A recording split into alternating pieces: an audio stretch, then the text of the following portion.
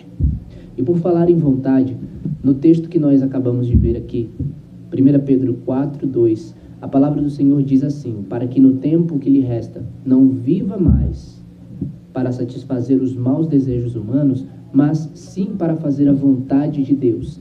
De acordo com Romanos capítulo 12, vamos lá. É um texto bastante conhecido, você até pode ter decorado. Romanos capítulo 12, no versículo 2 especificamente, mas eu vou ler o versículo 1, que ele diz assim, o 1 e o 2. Portanto, irmãos, rogo ou peço, pelas misericórdias de Deus, que se ofereçam em sacrifício vivo, santo e agradável a Deus. Este é o culto racional de vocês. Não se amoldem ao padrão deste mundo, mas transformem-se pela renovação da sua mente, para que sejam capazes de experimentar e comprovar a boa, agradável e perfeita vontade de Deus. Então, a vontade de Deus é boa, agradável e perfeita. Voltando aqui, o início do versículo diz assim: no tempo que lhe resta, não viva mais para satisfazer os maus desejos humanos. Por que diz não mais? Porque antigamente era assim que nós vivíamos. Vamos lá. Vamos comprovar aqui na Bíblia. Romanos capítulo 6, a partir do versículo 15, diz assim: e então, vamos pecar porque não estamos debaixo da lei, mas debaixo da graça? De maneira nenhuma.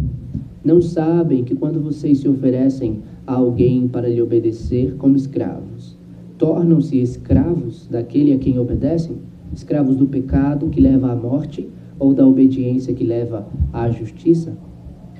Mas graças a Deus, porque embora vocês tenham sido escravos do pecado, passaram a obedecer de coração à forma de ensino que lhes foi transmitida.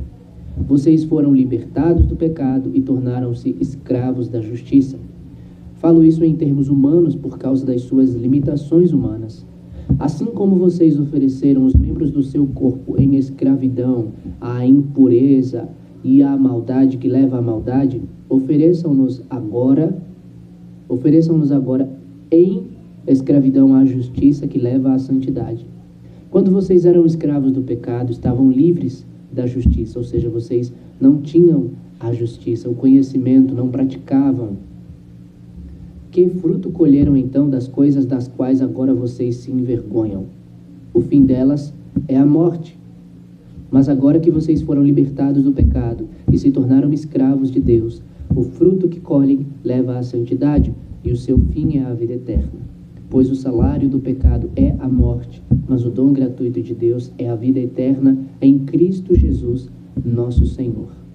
Meus queridos, a palavra do Senhor, ela diz que Deus, Ele é um Deus que não tem prazer na maldade. Lá no Salmo, capítulo de número 4, diz isso.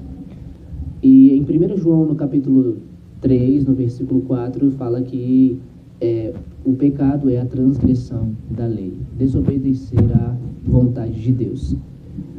Nós estamos aqui vendo o que a palavra do Senhor está dizendo, para que no tempo que nos resta, vivendo aqui nessa terra, não vivamos mais para satisfazer os maus desejos de antigamente, os maus desejos humanos, aqueles que nós vivíamos, aqueles que nós praticávamos, mas, como diz aqui, no versículo 2, mas sim para fazer a vontade de Deus. Esse é o desejo do Espírito Santo que Deus derramou em nosso coração.